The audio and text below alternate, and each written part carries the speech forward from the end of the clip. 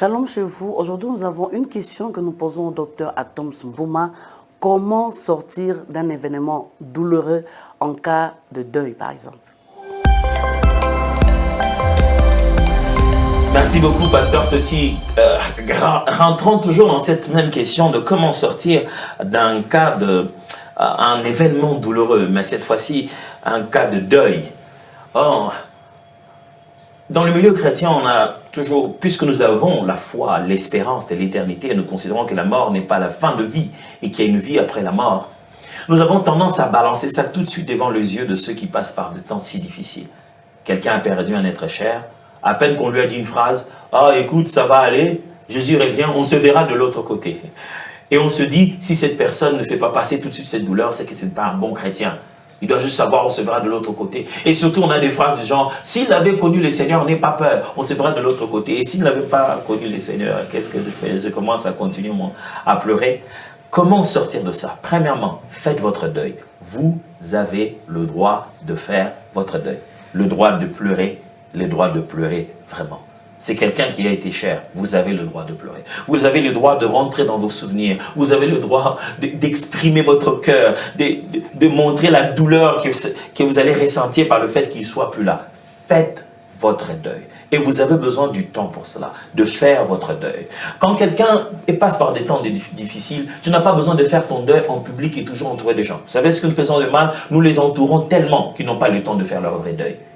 On est là surtout en période avant de placer le mort en terre. On est là en train d'encourager tout le monde autour de lui. Mais à part ces encouragements, il a besoin de rester seul et de faire son vrai deuil personnel.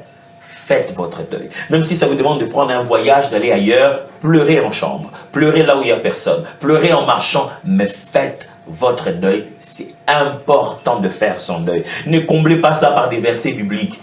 Pleurez, exprimez-vous sincèrement. David l'a fait. Nous avons même des styles de composition poétique dans la Bible qu'on appelle des complaintes, qui sont les expressions de deuil. David fait tout un cantique qui est dans la Bible. Comment les héros sont-ils tombés? Faites votre deuil, pleurez, parlez-en, c'est très important. La deuxième des choses qui vous aide à sortir de la perte d'un être cher, c'est que vous puissiez prendre conscience de la mort. La mort est la voix de tous.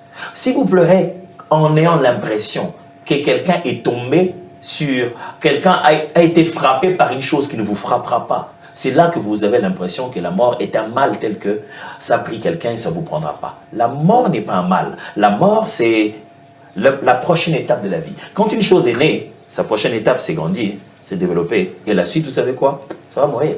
Vous allez mourir. Moi, je vais mourir un jour. Quand vous prenez conscience de la place de la mort dans le processus de la vie, vous faites vos deuils différemment.